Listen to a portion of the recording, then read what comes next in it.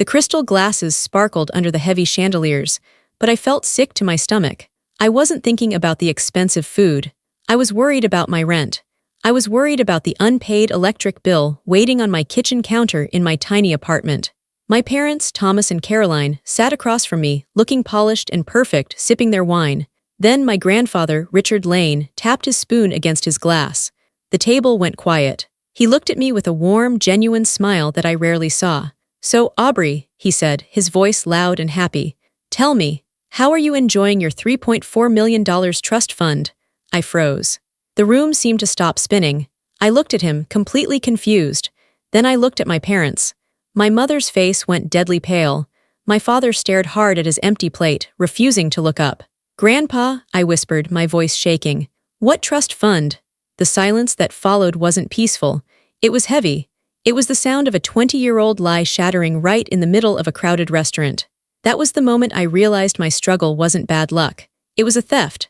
And the thieves were sitting right across the table. Before we dive in, make sure to like this video, subscribe to the channel, and drop a comment below telling me, where in the world are you watching from? To understand why that question about the trust fund hit me so hard, you have to understand how I grew up. You have to understand the silence in my childhood home. My last name is Lane. In San Francisco, that name means something. It means old money. It means charity galas, polished silver, and buildings with our name on the dedication plaques. My parents, Thomas and Caroline Lane, were the perfect picture of that success. They were beautiful, sharp, and always busy. But inside our house, the air was cold. I didn't grow up with hugs. I grew up with expectations. I didn't have family movie nights. I had performance reviews. My mother, Caroline, didn't tuck me in at night. She checked my grades. She checked my posture. She checked to make sure I wasn't embarrassing the family. By the time I was 12, I learned the most important rule of the Lane household. Do not ask. If I asked for a new toy, I was told I was greedy. If I asked for help with my homework, I was told I wasn't applying myself. If I asked why they were going to Europe for a month without me, I was told I needed to learn independence. Independence. That was their favorite word. They used it like a weapon. They wore designer clothes, drove brand new Mercedes sedans, and went on ski trips to the Swiss Alps. Meanwhile, I was wearing the same coat for 3 winters in a row. When I got into college, a good university, one they were proud to brag about at their cocktail parties, I assumed they would pay for it. Everyone assumes rich parents pay for college. I remember the day I asked. I was 17. We were in the kitchen. It was a sleek, white marble kitchen that felt more like a hospital operating room than a place where people cooked food. "Dad," I said, "tuition is due next week." My father didn't look up from his newspaper. And, I need to know how we're paying it." My mother set down her teacup. It made a sharp clink sound. She looked at me with a confusing mix of pity and annoyance. "Aubrey," she said, "we aren't paying it. You are." I blinked. "Me, but it's $40,000 a year. Consider it an investment in your own character," my father said, finally looking at me. His eyes were blue and flat. "If we give it to you, you won't value it. You need to have skin in the game. You need to learn the value of a dollar." I felt a lump in my throat. "But you guys just bought a boat. A boat you haven't even used yet." "That is our money, Aubrey," my mother snapped. "Money we earned. You haven't earned anything yet. Do not count other people's money. It's unbecoming." So I took out loans. I signed papers that promised away my future income. I took out the maximum amount of student loans allowed. I worked 3 jobs while I was in school. I worked at the library in the morning. I waited tables at a diner on weekends. I tutored rich kids whose parents actually paid for their tutors on Tuesday nights. I was exhausted for 4 years. I remember one Christmas break. I came home to visit. My parents were packing for a cruise to the Caribbean. "We'll be gone for 2 weeks," my mother said, zipping up a Louis Vuitton suitcase that cost more than my entire semester's earnings.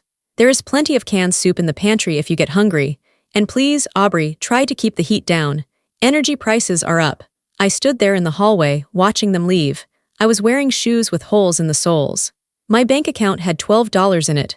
And my parents, the multimillionaires, were telling me to save money on heat. I shivered. I told myself it was just the drafty house. But deep down, I knew the truth. The cold wasn't coming from the air vents. It was coming from them. After graduation, I moved into the city. I didn't ask them for a deposit on an apartment. I knew the answer would be no. I found a peeling, drafty 2-bedroom apartment in a bad part of town. The radiator hissed and banged all night. The water in the shower never got fully hot. It just stayed a lukewarm gray. But it was mine. I moved in with Harper Quinn. Harper was my savior. We met in my sophomore year of college in the back of a sociology class. Harper was everything I wasn't. She was loud, messy, and full of fire. She had a chaotic family that shouted a lot, but they loved each other fiercely. When Harper saw my apartment, she didn't turn up her nose. She just dropped her bags and said, "Okay, we need fairy lights. And maybe a baseball bat for safety, but we got this." Harper knew about my parents. She called them the ice sculptures. "It's not normal, Aubrey," she would tell me when I was crying over a bounced check. "Parents are supposed to help. My dad drives a truck and he still sends me $50 when I'm short. Your dad owns half the city and he won't buy you a sandwich. They want me to be strong," I would defend them. I always defended them. I was brainwashed. "They want me to be self-made. They're selfish," Harper would correct me. "There's a difference between teaching a kid to fish and starving them while you eat a lobster dinner in front of them." I tried to believe Harper, but it was hard. When you grow up ignored, you think it's your fault. You think if you just work harder, if you just become more successful, they will finally respect you. They will finally help you. So I hustled. I got a job as a junior graphic designer. It didn't pay much, but it was a start. I freelanced on the side. I designed logos for startups, wedding invitations for brides who yelled at me, and brochures for local bakeries. I worked 7 days a week. I ate instant noodles. I walked to work to save bus fare. I patched my clothes. And every time I saw my parents, I smiled. I put on my Lane face. I pretended everything was great. "How is work?" my father would ask during our once-a-month obligatory phone call. "Great," I'd say, staring at a stack of overdue bills. "Really learning a lot." "Good," he'd say, "keep at it." No handouts in the real world. I truly believed that I was just like everyone else. I thought everyone struggled this hard. I thought everyone's parents were this distant. I thought I was building character. I didn't know that while I was eating ramen and taping up my shoes, there was a bank account with my name on it. I didn't know that every time my father lectured me about skin in the game, he was legally stealing from me. I didn't know that the money I was desperate for, the money that would have fixed my teeth, paid off my loans, and let me sleep at night, was already mine. I was the daughter who learned to ask for nothing. And because I never asked, they never had to answer. They just kept taking. Until the week before my 25th birthday. That was when the ice finally cracked. The week leading up to the dinner that changed my life, was the worst week of my life. It started on a Tuesday morning. It was raining. San Francisco rain isn't like rain elsewhere. It's a cold, miserable mist that soaks into your bones. I walked into the design agency where I had worked for 2 years. I liked my job, it was stable. It paid the rent, barely. I had health insurance. In my world, that was luxury. My boss, a nervous man named Dave, called me into his office at 9 a.m. sharp. He didn't offer me a seat. "Aubrey," he said, looking at his shoes. "We're downsizing. We lost the Tech Global account. I have to let you go." The room went silent. I could hear the hum of the refrigerator in the break room. "Let me go," I repeated. "But I'm the lead on the Miller project. I just finished the branding guide." "I know," Dave said, "and it's great work, but we can't pay you. Today is your last day." He handed me a white envelope. It wasn't a severance package. It was just my final paycheck for the hours I had worked that week. I packed my box in a daze. My stapler, a photo of me and Harper, a little succulent plant that was half dead. I walked out of the building into the rain. I didn't have an umbrella. I stood on the sidewalk and felt the panic rising in my chest like floodwater. I did the math in my head instantly. It's a habit when you're broke. Rent, $1,400, my half. Student loan payment, $600. Utilities, $150. Credit card minimum, $75. Money in my checking account, $412. Money in my savings, $800. I was dead. I wouldn't make rent next month. I walked to the bus stop, shivering. I knew I had to call my mother. I didn't want to. I would rather have called anyone else. I would rather have called a stranger. But I was desperate. Maybe, just maybe, this one time she would act like a mother. I pulled out my phone. My hands were wet and shaking. I dialed Mom. She answered on the third ring. "Aubrey. Make it quick, I'm at the salon." "Hi, Mom," I said, trying to keep my voice steady. I have some bad news." "Oh, for heaven's sake," she sighed. "What is it now?" "I lost my job," I said. "They laid everyone off." It wasn't my fault. There was a pause. I waited for her to say, "Oh no, honey, are you okay?" Or "Come home, we'll figure it out." Or "Do you need some groceries?" Instead, I heard the sound of a hairdryer in the background. Well, Caroline said, her voice was crisp. That is unfortunate. But honestly, Aubrey, I told you that industry was unstable. You should have gone into finance. I know, Mom, I said, tears mixing with the rain on my face. But I'm really scared. My savings are low because I had to fix the car last month. I don't know if I can make rent. I held my breath. I was breaking the rule. I was asking for help. Aubrey, she said, her voice dropping to a scolding whisper. Do not be dramatic. You are 25 years old almost. You need to pivot. Find a solution. Maybe this will teach you to save better in the future. You spend too much on silly things. Silly things, I choked out. Mom, I buy generic brand peanut butter. I haven't bought new clothes in a year. Stop playing the victim, she snapped. It's unattractive. Look, I have to go. My colorist is waiting. We will see you on Saturday for your birthday dinner. Do not be late. And please, Aubrey, wear something nice. Not that gray sweater you always wear. She hung up. I stood there, holding the dead phone against my ear. The bus splashed a puddle of dirty water onto my legs, soaking my jeans. I didn't even move. Maybe this will teach you to save better. The words burned. They burned because she had no idea. She had never worried about a bill in her life. She had never had to choose between electricity and internet. I went home and collapsed on the sofa. Harper found me there 2 hours later, staring at the ceiling. What happened? She asked, dropping her keys. Fired, I whispered. And Mom said it's my fault for not saving enough. Harper sat down next to me and put her arm around my shoulders. She didn't say it will be okay. She said, your mother is a witch. A literal witch. I have to move, I said, wiping my eyes. I can't afford this place anymore. I'll have to find a room in Oakland or maybe Dolly City. I'll have to sublet. We will figure it out, Harper said firmly. I can pick up extra shifts at the bar. We can eat rice and beans. We aren't losing the apartment, Aubrey. I've got you. That's what family is supposed to sound like. Harper, who made $18 an hour, was offering to carry me. My parents, who were multi-millionaires, told me to stop being dramatic. The rest of the week was a blur of panic. I applied for 50 jobs in 3 days. I sold a few old textbooks to a used bookstore for $40 just to buy groceries. Then on Thursday I got a text from my father. Reservation confirmed. Le Plaisir. Saturday, 7 p.m. Don't be late. I looked up the restaurant, Le Plaisir. It was one of the most expensive French restaurants in the city. A set menu there was $300 per person. My stomach twisted. They were going to spend $300 on my dinner, but they wouldn't lend me $300 to keep my lights on. It felt like a cruel joke. It felt like they enjoyed dangling their wealth in front of me, just out of reach. I can't go, I told Harper. I can't sit there and eat caviar while I'm wondering how to pay for the bus ride home. You have to go, Harper said. It's your birthday, maybe. Maybe they'll give you a check. Rich people give checks on birthdays, right? Maybe this is their way of helping without admitting you were right to ask. I wanted to believe her. Hope is a dangerous thing. I let myself think maybe she's right. Maybe they know I'm struggling. Maybe the fancy dinner is the setup for a gift. Maybe they are finally going to help me. Saturday came. I didn't have anything nice to wear, not by my mother's standards. I went to a thrift store and found a black dress that looked decent. I ironed it 3 times. I put on cheap lipstick. I pulled my hair back tight. I looked in the mirror. I looked tired. My eyes were dark. I looked like someone who hadn't slept in 4 days. But I stood up straight. I was Elaine, after all. I knew how to fake it. I took the bus to the financial district, then walked the last 6 blocks because I didn't want the valet to see me getting off a public bus. I arrived at Le Plaisir. The air smelled of expensive perfume and roasted duck. The lighting was dim and golden. I saw my parents at a table near the window. My mother was wearing diamonds. My father was wearing a suit that cost more than my college education. I walked toward them, my heart hammering against my ribs.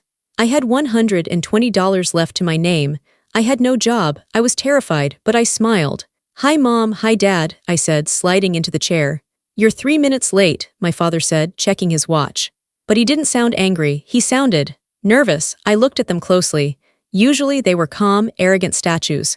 Tonight they were fidgety. My mother kept touching her necklace. My father was drinking his scotch faster than usual. Is everything okay? I asked. Fine, fine, my mother said quickly. Just lots of work. Happy birthday, Aubrey.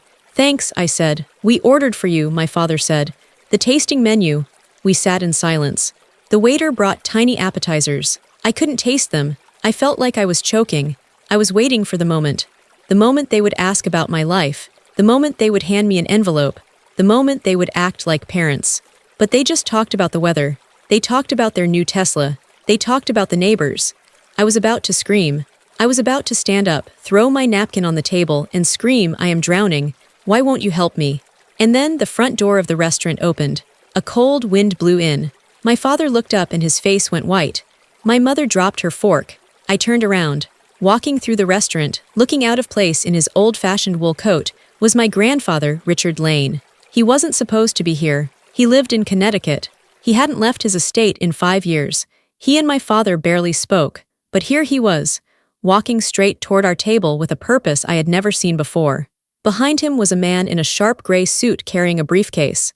"Dad," my father stammered. What are you doing here?" Grandfather didn't answer him. He didn't even look at him. He walked right up to me. He put a heavy, warm hand on my shoulder. "Happy birthday, darling," he said. He sat down in the empty chair next to me.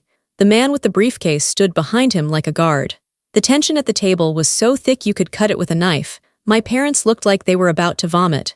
Grandfather signaled the waiter. "Champagne, for my granddaughter." Then he turned to me. The smile on his face was bright, but his eyes were full of a strange, fierce fire. "I wanted to surprise you," Grandfather said. "I haven't seen you since you were 18. Too long." "It's good to see you, Grandpa," I said, genuinely confused. "But why are you here?" He leaned back, looking comfortable, while my parents looked like they were sitting on electric chairs. "I came to celebrate," he said. "And to ask you a question." He paused. The whole restaurant seemed to lean in. "So, Aubrey," he said clearly, "how do you spend your $3.4 million trust fund?" And just like that, the storm began. "What trust fund?" I asked the question quietly. I didn't mean to whisper, but my voice had no air in it. The restaurant was buzzing with the sound of silverware and laughter, but at our table, the world had stopped. My grandfather, Richard, was still holding his glass of champagne. His smile slowly faded. He looked at me, really looked at me, and his eyes narrowed. "The trust fund," he said slowly, enunciating every word. "The Lane Family Trust. Established 25 years ago. Specifically for you." I shook my head. I don't have a trust fund, Grandpa. I have student loans. I have credit card debt. I looked at my parents. "Mom, Dad. What is he talking about?" My mother, Caroline, picked up her napkin and dabbed at her lips. Her hand was trembling so badly that she knocked her fork against the plate. Clink. "Dad," my father said, his voice tight and high. "This isn't the place. We are having a nice family dinner. Let's not talk about finances." "Not talk about finances?" Grandfather lowered his glass. His voice wasn't loud, but it was terrifying. It was the voice of a man who built an empire. "I sent you the annual reports. I sent you the withdrawal authorizations. I was told Aubrey was using the money for her education, for her housing, for her startup business." "Startup business?" I repeated. I worked. As a junior designer, I don't have a business." Grandfather Richard turned his head slowly to look at his son. My father shrank back in his chair. "Thomas," Grandfather said, "explain." "It's complicated," my father stammered. "The market, the economy. We had to manage the assets. We were protecting it for her." "Protecting it," Grandfather repeated. He snapped his fingers. The man in the gray suit, the one standing behind him, stepped forward. He placed a heavy leather briefcase on the white tablecloth. He clicked the latches open. The sound was like a gunshot in the quiet circle of our table. "This is Jonathan Briggs," Grandfather said to me. "My attorney, and he has some very interesting paperwork." Mr. Briggs didn't smile. He pulled out a thick stack of documents bound with a blue clip. He placed them in front of me. "Miss Lane," Mr. Briggs said, his voice was dry and professional. "This is the ledger for the Aubrey Lane Irrevocable Trust." I looked down at the paper. I saw my name, Aubrey Elizabeth Lane. I saw a date, my birth date. "Your grandfather deposited $1 million into this account the day you were born," Mr. Briggs explained. "It was invested in high-yield index funds and real estate holdings. Based on average market growth, the value of the trust today should be approximately $3.4 million. $3.4 million. I couldn't breathe. That number was too big to understand. It was monopoly money. It was a fantasy. $3 million, I whispered. "That is what it should be," Mr. Briggs said. He turned the page. "However, the current balance is somewhat different." He pointed to a number at the bottom of the page. It was circled in red ink. $200,432.18. I stared at the number. 200,000. "Where is the rest?" I asked. My brain was trying to do the math. $3 million was missing. $3 million. That, grandfather said, his voice shaking with suppressed rage, is exactly what we are here to find out. My mother suddenly stood up. I feel ill, she announced. I need to go to the restroom. Thomas, get the car. Sit down, Caroline, grandfather said. He didn't shout. He didn't have to. The command was absolute. My mother froze. She looked around the restaurant to see if anyone was watching. A few people at nearby tables were glancing over. The fear of a scene, the fear of embarrassment, was stronger than her fear of him. She slowly sat back down. You stole it, I said. The realization hit me like a physical punch to the gut. It wasn't a question anymore. It was a statement. I looked at my father, the man who lectured me about the value of $1 while I ate instant noodles. I looked at my mother, the woman who told me my poverty was my own fault while she wore diamond earrings. We didn't steal it, my mother hissed. We are your parents. We have a right to manage family assets. We raised you. We put a roof over your head. You charged me rent the summer after freshman year, I said. My voice was getting louder. You made me pay for my own textbooks. You let me take out $80,000 in student loans.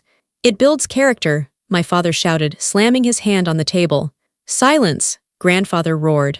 The entire restaurant went dead silent. The music seemed to stop. Every diner turned to look at us. My father turned bright red. Grandfather ignored the room. He looked only at me. His eyes were full of a deep, aching sadness. Aubrey, he said gently, I was told you were traveling Europe. I was told you bought a condo in Pacific Heights. I was told you were happy. Every time I called, they said you were busy living your life. They sent me thank you notes. Signed with your name. I never wrote any notes, I said, tears finally spilling over. I've been living in a leaky apartment with a roommate. I just got fired 3 days ago. I have $12 in my bank account, Grandpa. 12? Grandfather's face hardened into stone. He looked at Jonathan Briggs. Show them, grandfather said. Mr. Briggs signaled to a woman who had been waiting near the entrance.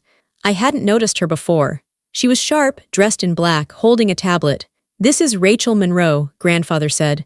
My personal assistant. She has been auditing the account for the last 48 hours, ever since I found out the truth. Rachel stepped up to the table. She didn't look at my parents. She looked at her tablet. We have tracked every withdrawal made over the last 10 years, Rachel said.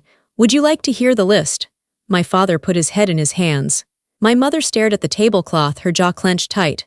Read it, I said. Read every single thing. Rachel Monroe had a calm, clear voice. She read the list like she was reading a grocery receipt, which made it hurt even more. March 12, 2018, Rachel read. Withdrawal, $85,000, labeled as tuition and housing expenses. Actual use, purchase of a 2018 Tesla Model S. Registered to Thomas Lane. I looked at my father. That's your car, I said. The one you wouldn't let me drive because the insurance was too high. He didn't answer. August 4, 2018, Rachel continued. Withdrawal. $45,000. Labeled as study abroad program. Actual use, Royal Caribbean Cruise Owner's Suite. Passenger names, Thomas and Caroline Lane. That was the summer you told me to turn down the heat, I whispered. You told me energy prices were up. You were on a cruise, with my money. It was a business trip, my mother snapped. Networking, we do it for the family. December 2019, Rachel read, ignoring her. Withdrawal. $150,000. Labeled as medical emergency. Actual use, kitchen renovation at the primary residence. Marble countertops, imported cabinetry, heated floors. I remembered that renovation. I came home for Christmas, and my mother showed off the new kitchen. She bragged about the Italian marble. I was wearing boots with holes in them, and she was standing on heated floors paid for by my trust fund. June 2020, Rachel went on. The list was endless. $20,000 for a country club membership, $12,000 for a collection of vintage wines, $60,000 for my mother's dental implants and cosmetic surgery, $2.1 million for a property in Malibu. Beachfront. Malibu, I interrupted. We don't have a house in Malibu. You don't, Mr. Briggs, the attorney corrected me. They do. It was purchased under an LLC named Lane Ventures. But the funds came entirely from your trust. My mother was crying now. Not sad tears. Angry tears, the tears of someone who got caught. We needed a place to relax, she cried out. The stress of our lives. You don't understand, Aubrey. Being a Lane is expensive. The galas, the clothes, the image. We did it for you. If we looked poor, you would have no status. I have no status, I yelled. I stood up. I couldn't sit anymore. I have debt. I have stress. I have been eating rice and beans for 4 years. I thought I was a failure because I couldn't keep up with you, but you were standing on my shoulders the whole time. I looked at my grandfather. He was gripping the table so hard his knuckles were white. You forged her signature, grandfather said to my father. On the withdrawal slips, I saw them. It looks like her handwriting. You practiced it. My father looked up. His eyes were wet, but they were pleading. Dad, listen, it was a loan. We were going to pay it back. The market. We just had some bad luck. We were going to put it all back before she turned 30. We thought we had time. You thought she wouldn't find out, grandfather said. You thought I would die before I asked her. The silence that followed confirmed it. That was exactly what they thought. They were waiting for him to die so they could bury the evidence. I am 82 years old, grandfather said softly.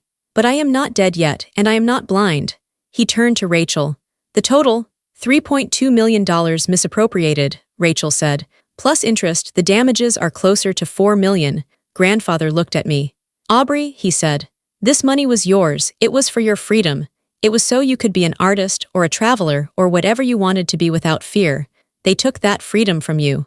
They watched you struggle and they bought wine. I looked at my parents. They didn't look like giants anymore. They didn't look like the scary, powerful figures that had dominated my life. They looked small. They looked pathetic. They were thieves in expensive clothes. You told me I was bad with money, I said to my mother. Last week, when I lost my job, you told me it was my fault. I was trying to help you be tough, she sobbed. No, I said. You were gaslighting me. Grandfather stood up. He was tall and despite his age, he was imposing. Thomas, Caroline, he said. Where are the keys? What keys? My father asked, wiping his forehead. The keys to the Malibu house, grandfather said. And the keys to the Tesla out front. And the keys to the Pacific Heights apartment you bought last year as a rental property. Dad, you can't be serious, my father said. That's our car. We need to get home. It is not your car, grandfather said. It was bought with Aubrey's money. It is Aubrey's car. Give her the keys. Now, Mr. Briggs added. He stepped forward. Or I call the police right now and report a grand larceny in progress. The police station is 3 blocks away. I can have officers here in 5 minutes. My father looked at the attorney. He saw the seriousness in his eyes. He reached into his pocket. His hand shook as he pulled out the sleek black key fob for the Tesla. He dropped it on the table. My mother dug into her purse. She pulled out a ring of keys. The brass one is the beach house, she whispered, throwing them down. Grandfather picked them up. He wiped them off with his napkin as if my parents' touch had made them dirty. He handed them to me. Take them, Aubrey, he said. I held the cold metal in my hand. A Tesla key, a house key. 10 minutes ago, I was worried about bus fare. Now I held the keys to a life I didn't know I owned. This is just the beginning, grandfather said, looking down at his son. You have emptied her account, but you have assets. You have your own house. You have your retirement accounts. You have your jewelry. Dad, no, my mother begged. Please. That's all we have. Jonathan, grandfather said to the attorney, explain the next steps. Mr. Briggs adjusted his glasses. He looked at my parents with zero sympathy. We are freezing all your personal assets as of this morning, he said. The bank accounts are locked. The credit cards are canceled. We will be filing a civil suit for the return of the stolen funds. And, he paused. We need to discuss the criminal charges. Criminal, my father choked out. Fraud, embezzlement, forgery, identity theft. Mr. Briggs listed them off. Prison time is a very real possibility.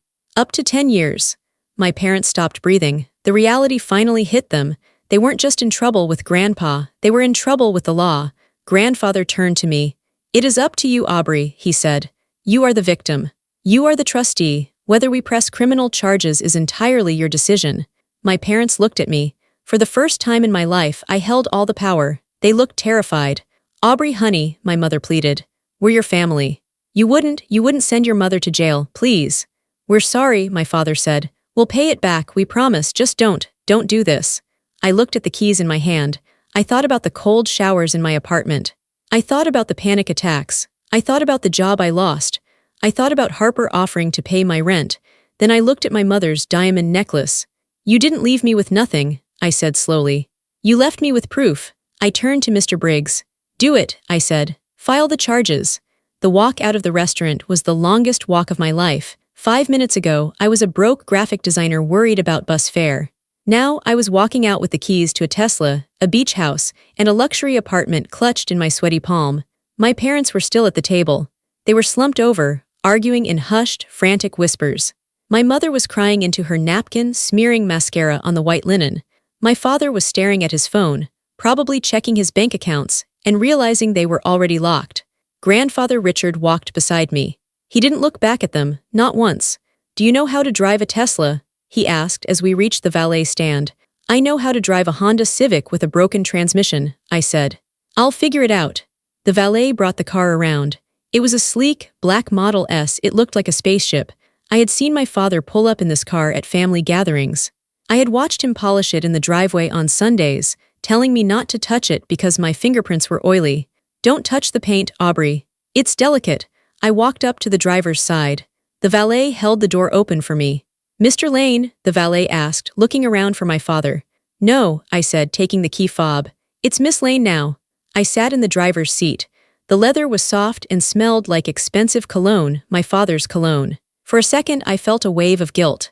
I felt like I was stealing his car. Then I remembered the audit.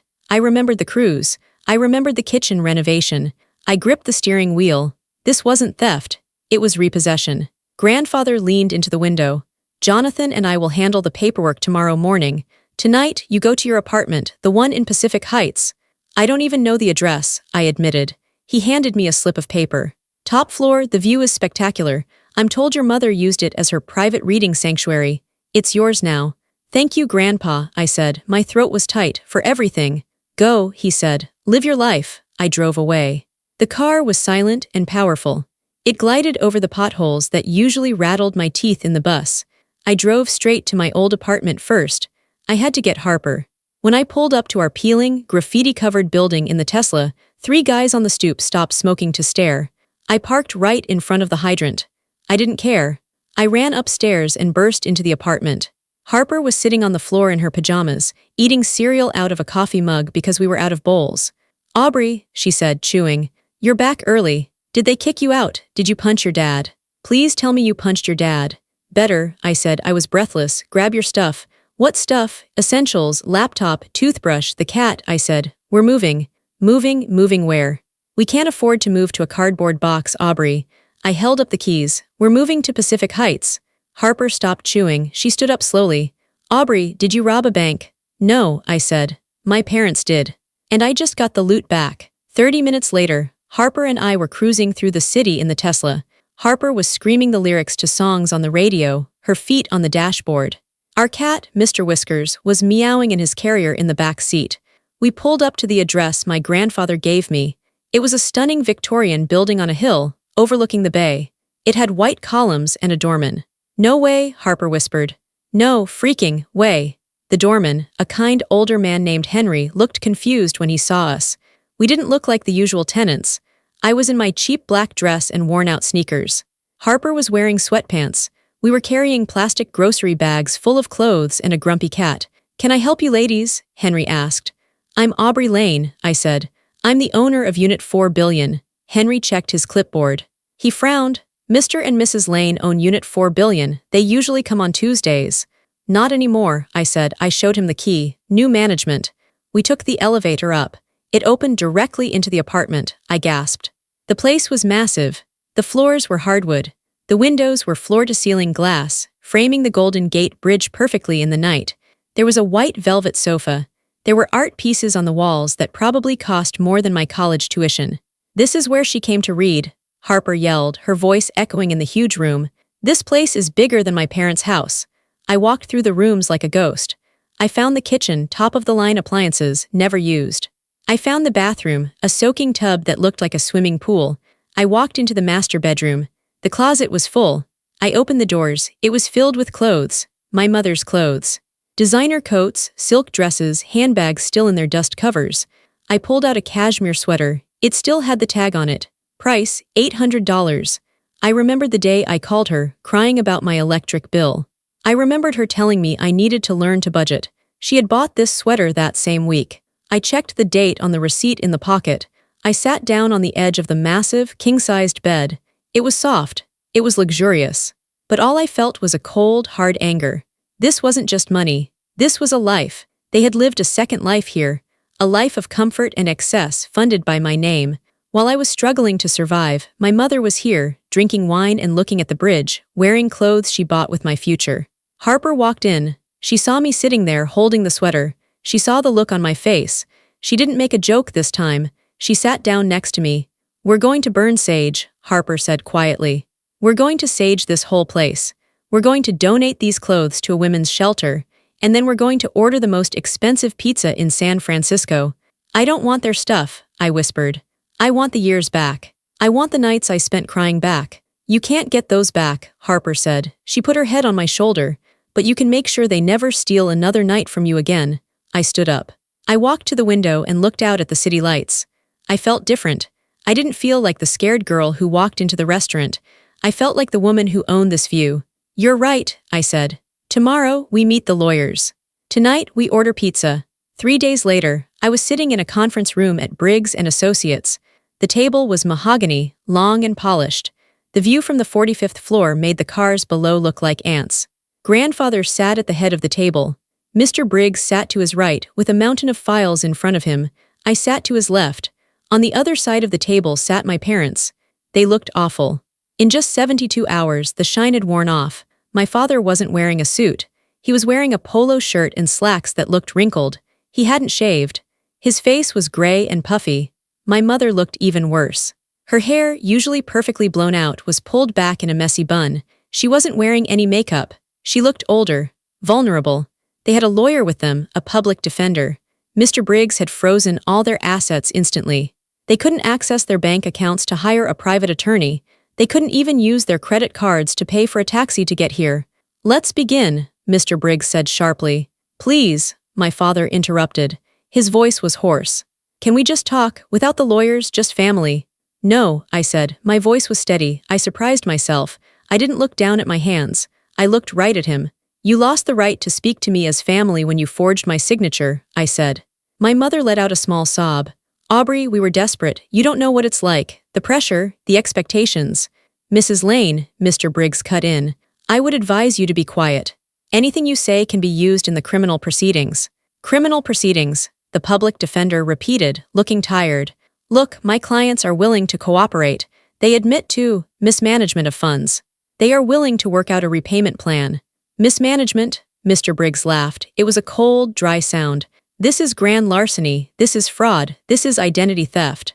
We have 142 counts of forgery." He slid a paper across the table. "This is the formal complaint," Mr. Briggs said. "We are prepared to file this with the district attorney's office this afternoon.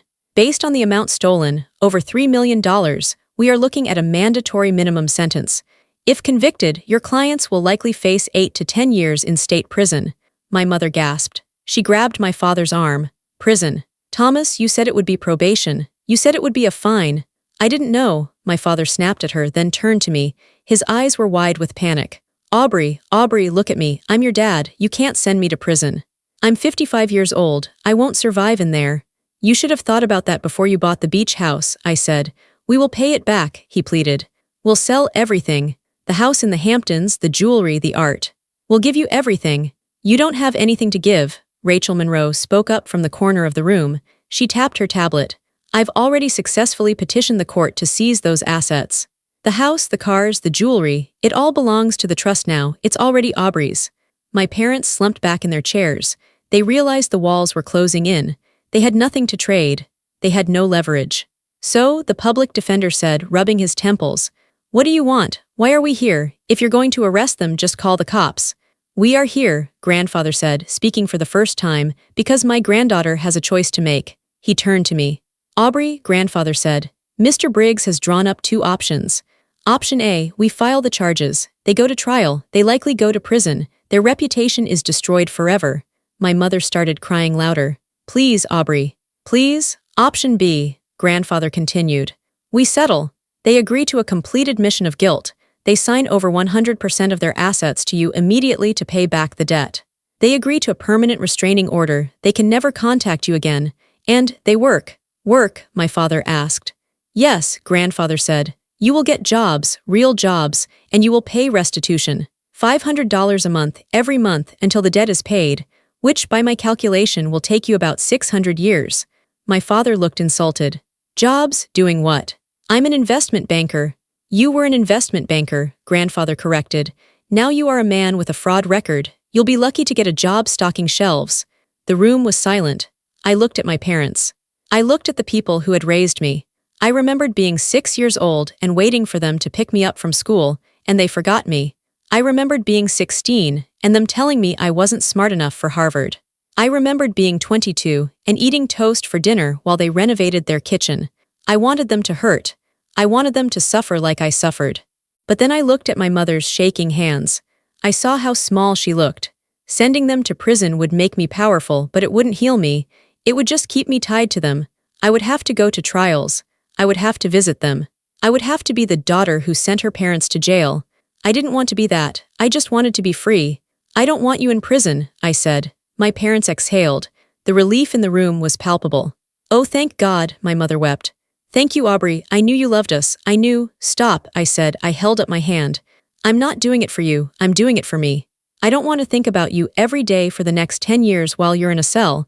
I want to forget you exist. Their faces fell. I choose option B, I told Mr. Briggs. But I want one more condition. Name it, Mr. Briggs said. They have to move, I said. They can't live in the city. They can't live in the same social circles. I don't want to see them at parties. I don't want to run into them at the grocery store. We can arrange that, Mr. Briggs said. We can restrict their residence to a 50-mile radius outside of San Francisco. Oakland, I said. There's a motel in Oakland where I stayed for a week when my heater broke. It's cheap. It has vacancies. They can start there. My mother looked horrified. A motel in Oakland. It's $49 a night, I said. If you budget carefully, you can afford it. Maybe it will teach you the value of $1. I used her own words. I saw them hit her like a slap in the face. She flinched. Sign the papers, I said. I stood up. Aubrey, my father said. You can't leave us like this. We're your parents. No, I said, walking to the door. You were my bank managers, and you were fired. I walked out of the conference room. I didn't look back. I heard the scratching of pens on paper. I heard my mother sobbing. But for the first time in 25 years, I didn't feel the weight of their disappointment. I felt light. I walked to the elevator where Harper was waiting for me in the lobby. How did it go? She asked, handing me a coffee. It's over, I said. They're gone. Did you cry? She asked. No, I said. I took a sip of the coffee. It was hot and sweet.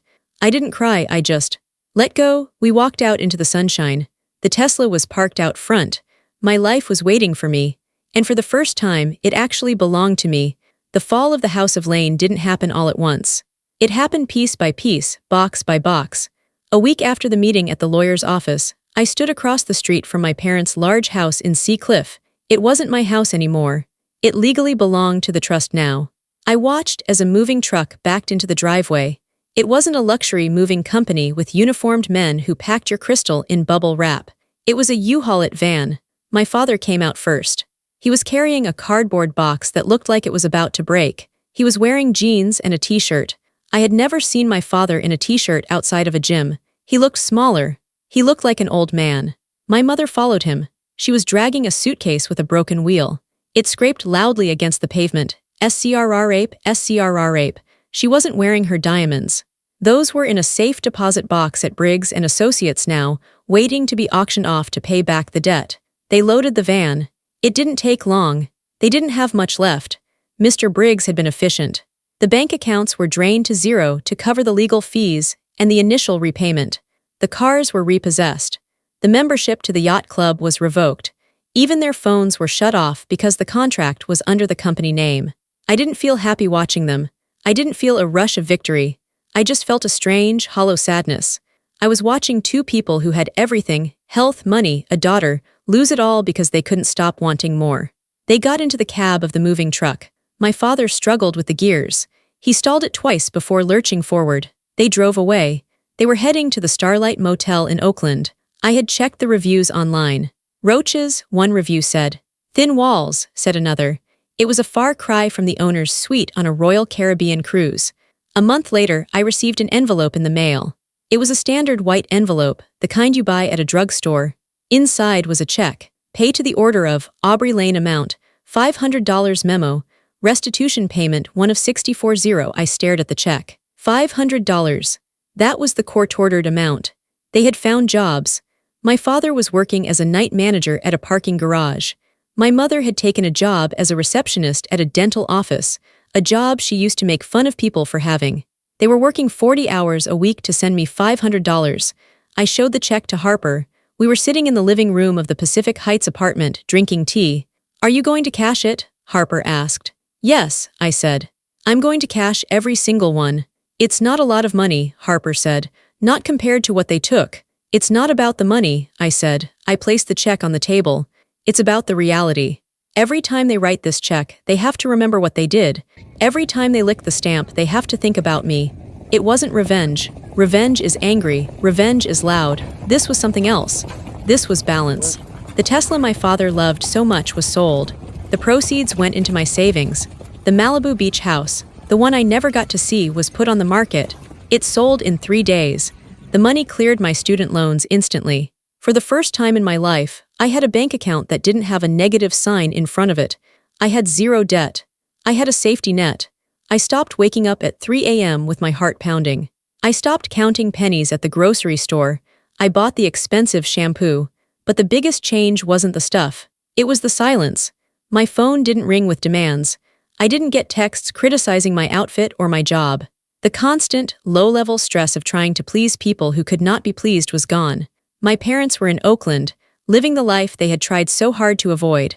And I was here, finally living the life they had stolen. The Pacific Heights apartment was beautiful, but at first, it felt like a museum. It felt like I was house-sitting for a rich stranger.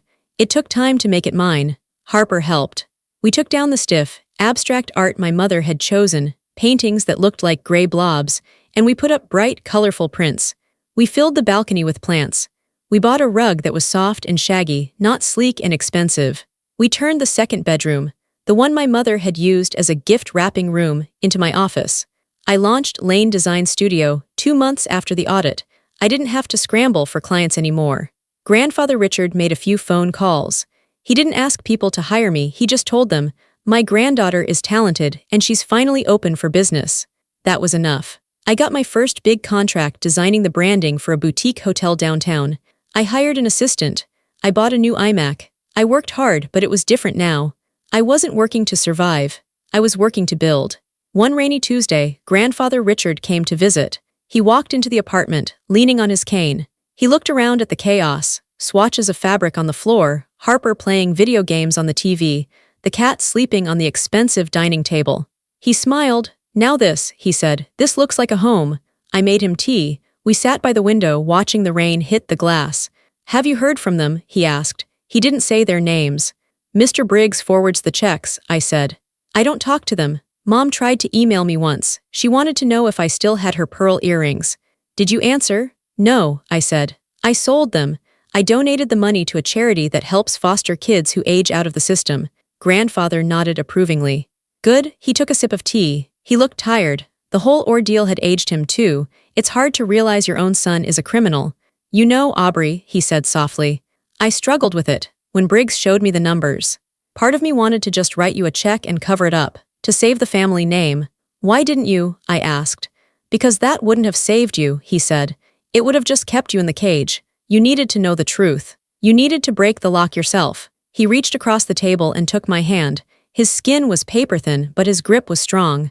"Justice rarely feels good, Aubrey," he said. "People think it feels like a victory parade. It doesn't, it feels heavy. It feels like grief." I nodded. I knew exactly what he meant. "But," he added, looking me in the eye, "it feels right, and that is the only thing that matters. You can sleep at night. That is the prize." "I can sleep," I agreed, for the first time in years. "You're a good woman, Aubrey," he said. "You have the one thing your parents never had. You have character.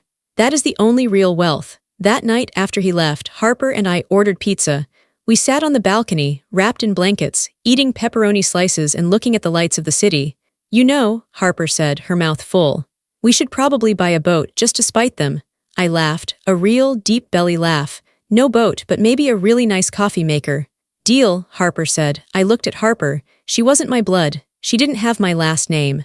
But she had been there when I was broke. She had been there when I was crying. She was there now, sharing my success. I realized then that family isn't about who you are related to. It's about who sits with you in the dark. It's about who hands you the keys when you're ready to drive. I was 26 years old. I had a business. I had a home. I had a best friend. And I had a grandfather who respected me.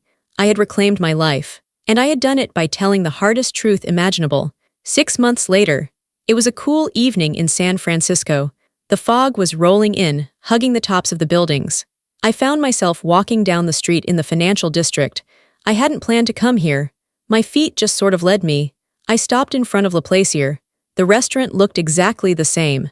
The golden light spilled out onto the sidewalk. I could see the waiters moving inside, carrying silver trays. I could see the crystal chandeliers sparkling. I saw a family sitting at the table near the window, the same table where my life had exploded. There was a father, a mother, and a daughter. They were smiling. The father was laughing at something the daughter said. They looked happy. I watched them for a long time. A part of me, the old, hurt part of me, wondered if they were faking it too. I wondered if they were hiding secrets. I wondered if that daughter felt cold. But then the father reached out and squeezed the daughter's hand. It looked genuine. It looked warm. I took a deep breath. The air smelled of rain and exhaust, but to me, it smelled like freedom. I didn't need to go inside. I didn't need to eat the expensive food or prove anything to anyone. That chapter of my book was closed. I had glued the pages together. I had walked into that restaurant as a victim. I had walked out as a survivor. Now, standing on the sidewalk, I was just Aubrey. I turned away from the window. I pulled my coat tighter around me. Blood doesn't equal loyalty, I whispered to the empty street.